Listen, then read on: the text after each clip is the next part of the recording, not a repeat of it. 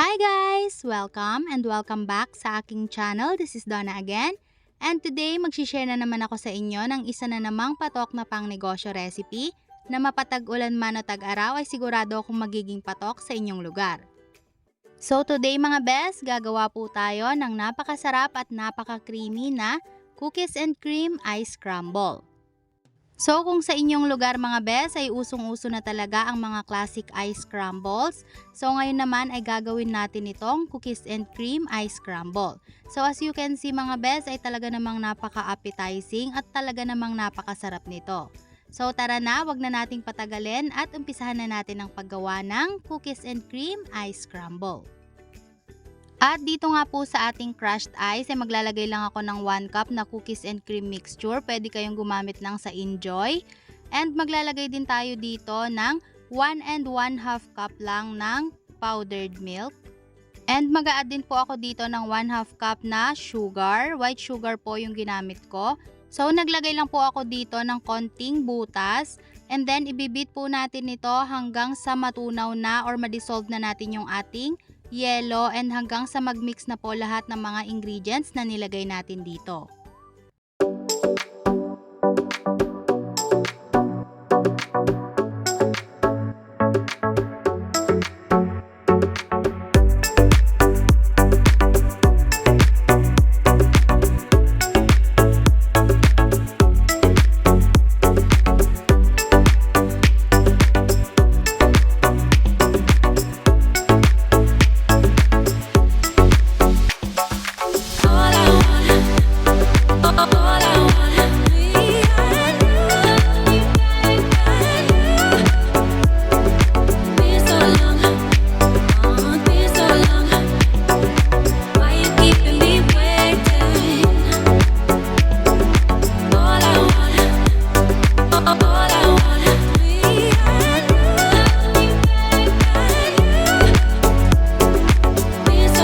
At kapag ganito na po yung ating mixture, mag-a-add lang tayo dito ng 1/2 cup na cookies or yung ating Oreo. So, depende na po sa inyo kung gaano kadami yung inyong ilalagay. So, mas marami, mas masarap para po mas tumasa talaga yung cookies dito sa ating mixture. At kapag nga po na-incorporate na yung inilagay natin dito na cookies, ay pwede na tayong mag-start na mag-assemble. So maglalagay lang po ako ng tag 1 tablespoon lang ng skim milk dito sa ating mga baso.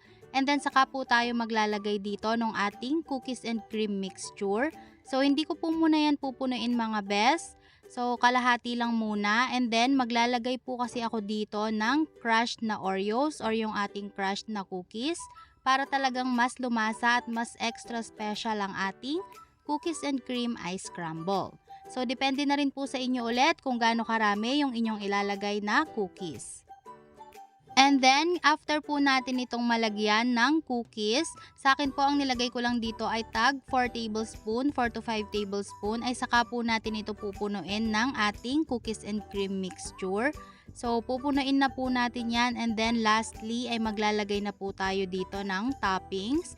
So, maglalagay lang po ako dito ng white mallows. Depende na po sa inyo kung ano yung mga gusto nyong ilalagay or ilagay na mga toppings. And then, maglalagay po ako ng 1 teaspoon lang ng cookies or yung ating crushed cookies para po mas appetizing. And then, maglalagay din po ako dito ng chocolate syrup. This is optional pero mas masarap po kung meron. Para naman po sa ating chocolate syrup, pwede rin po kayong gumamit dito ng chocolate condensed milk. Mas mura and masarap din naman. So, after po natin yang malagyan ng chocolate syrup, ay pwede na natin yang iserve. Pero sa akin po, maglalagay lang din ako dito ng cookies and cream flavor na stick O. This is optional. Pero mas extra special kasi kung meron nito and mas appetizing din. So ayan mga bes, eto na at ready na ang ating napakasarap at napaka-creamy na cookies and cream ice crumble. So para naman po sa presyo ng ating mga ice crumble, depende po sa inyo kung magkano ang nagastos nyo sa mga ingredients na ginamit dahil magkakaiba po tayo ng presyo sa bawat market. And depende din yan mga best sa size ng cup na inyong gagamitin. So, sana po nagustuhan nyo ang ating pang negosyo recipe for today. And kung bago ka lang sa channel ko, please consider subscribe into my channel at pakiclick na rin po yung notification bell para po ma-notify kayo every time may bago tayong pang negosyo recipe.